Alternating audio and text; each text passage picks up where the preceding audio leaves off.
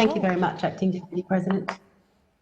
Over the last 6 months, the world's attention has understandably been diverted to the response to the COVID-19 crisis. This afternoon, I want to draw this chamber's attention to the human rights abuses that continue to occur unabated around the world in spite of the pandemic. Indeed, in some cases, the abuses have been exacerbated by the pandemic. The Department of Foreign Affairs and Trade has just said this week that COVID-19 has fuelled authoritarian trends around the world. And as the UN Special Rapporteur on the situation of human rights defenders recently said, the pandemic means that we need to do more to protect human rights activists. In the short time I have available today, it's not possible to traverse all the atrocities that are occurring globally, but I wanted to mention a few. In India, Prime Minister Modi is rounding up critics in the shadow of the virus. Indian authorities have arrested dozens in a nationwide crackdown, with arrests based on scant evidence. Those who have been detained include a youth activist who raised awareness about police violence against Muslims, an academic who opposes the Indian government's dangerous and anti-Muslim citizenship law, and a co-founder of a women's collective. And authorities continue to impose harsh and discriminatory measures in Kashmir, just over a year after the Indian government drastically eroded Kashmiris' rights to self-determination.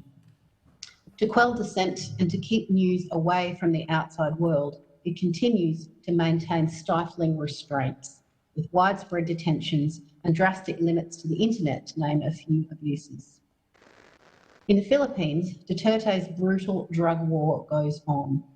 The UN found in June that thousands have been killed in the so-called war with near impunity.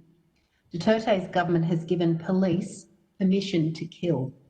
Along with ordinary Filipinos, human rights activists must also fear for their lives. Only a few weeks ago, unidentified gunmen fatally shot human rights worker Zara Alvarez. And separately, peasant leader Randall Achanis was also murdered. They were the 13th and 14th human rights workers killed in the Philippines in the last 4 years, and they had been subject to so-called red tagging or political harassment. Their deaths show that extrajudicial killings in the Philippines remain rife in COVID times. In China, agrarious abuses against the Uyghur people go on, exacerbated by the pandemic. We continue to see mass arbitrary detention, surveillance, indoctrination and the destruction of heritage, as well as forced birth control. What we are seeing is cultural genocide of the Uyghur people, and it is aberrant.